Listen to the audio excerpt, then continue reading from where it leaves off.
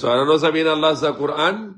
Na sino man gawa ng tambal sa Diyos, binawal ng Diyos sa kanya paraiso.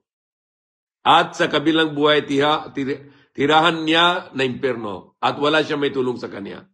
So ano yung ibig sabihin ng kung gawa na tambal sa Diyos, binawal ng Diyos paraiso. So kung binawal ng Diyos paraiso, saan ka papunta? Impyerno. Na yun, kung muntik nakabantay na yun, tapos sabihin mo sa anghel ng yung kuha ng kaluluwa mo, ang bagantayin ka na lang, maniniwala ko isang Diyos na yun. Hindi ko nagawa ng tambal sa Diyos. Hindi na, wala na oras dahil may dumating na yung anghel. Yung anghel kuha ng kaluluwa mo. So bago pa nang dumating yung anghel, dapat sabihin mo na lang, ako ay sumasaksi, walang ibang Diyos na dapat sambahin, maliban kay Allah. Ano ibig sabihin? Wala ibang Diyos na dapat sambahin, maliban kay isa lang Diyos, yung tagapaglikha. Kung yan sabi mo, protekta ka na yun. Kung magmamatay ka, tapos paniniwala mo, tatlong Diyos, wala na. Shirk na yon. Yan ang tambal ng Diyos. Dahil sabi ng Diyos, isa lang siya. Kahit sa Biblia, ano sabi niya? Huwag na kayo sambahin maliban sa akin. Ano ibig sabihin ng sa akin? Tagalog. Sa akin means ako, ikaw, ako lang, isa lang. Kung tatlong Diyos yun, dapat sinabi ng Diyos, huwag na kayo sambahin maliban sa amin tatlo. Ano sabi niya? Sa amin tatlo or sa akin? Sa akin, maliwanag to, isa lang Diyos. Kung siya yung si Ama, Anak, Espiritu, tatlo yun. Dapat sinabi ng Diyos, huwag na kayo sambahin maliban sa amin tatlo. Sinabi ba ganun si Diyos?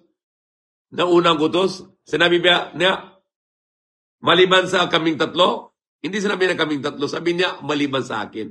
So maliwanag si Diyos, isa lang yung tunay ng Diyos, Allah. Yung tagapaglikha. Asamba mo sa Kanya.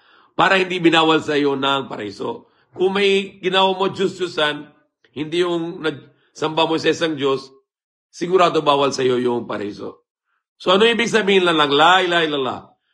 Walang ibang Diyos maliban kay Allah. Walang ibang Diyos maliban kay Allah. Kung ito ng saksi mo, maging pananampalataya na yun. At hindi ka nang musyrik. Ano yung tawag na musyrik? Yung mga tao na samba sa Diyos-Diyusan. Kung maging pananampalataya ka na isang Diyos, kung sabi mo, la ilaha illallah, walang ibang Diyos maliban kay Allah yung tagapaglikha. Ang hari, ang dakila, ang banal. Wala siyang tambal, wala siyang katulad. Wala siyang anak, wala siyang tatay.